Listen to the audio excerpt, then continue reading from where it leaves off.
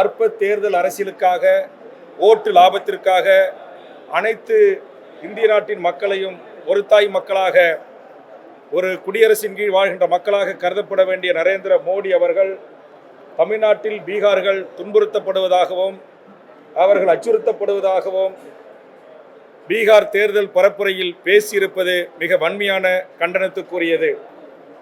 ஏற்கனவே ஒடிசாவில் ஒரு தமிழரை அந்த மாநில முதலமைச்சர் முன்னிறுத்திய போது அங்கிருக்கின்ற கோவிலுடைய சிலைகளை அவர் தமிழ்நாட்டில் பதுக்கி வைத்திருக்கிறார் என்று உண்மைக்கு மாறான செய்தியை பரப்பி அந்த தமிழர் அந்த மாநிலத்தை விட்டு வெளியேறவும் அவருடைய மனைவி இந்திய நிர்வாக பணியிலிருந்து வெளியேறவும் நிர்பந்தத்தை தந்ததுதான் பாரதிய ஜனதா RSS சங்கி கும்பல்கள்.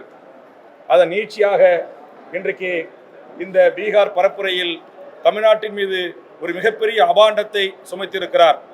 பல்வேறு பத்திரிகைகள், சமூக ஊடகங்கள் இந்த மண்ணில் வாழ்கின்ற வடமாநில தொழிலாளர்களிடம் பேட்டி எடுத்து அவர்கள் எப்படி நிம்மதியாக வாழ்கிறார்கள், சம்பளம் எப்படி 3 மடங்கு அதிகமாக நாங்கள் பெறுகிறோம், இங்கு எங்களுக்கு எந்த குறையும் இல்லை என்று அவர்கள் இன்றைக்கு அறிக்கைகளூடாக ஊடக பேட்டியினராக தெரிவித்திருக்கிறார்கள்.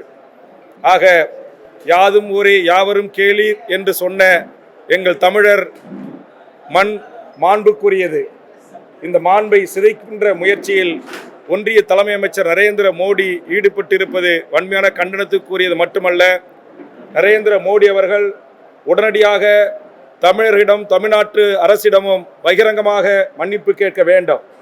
தேர்தல் அரசியலுக்காக அவர் பேசிய அந்த வார்த்தை திரும்ப பெறப்பட வேண்டும்.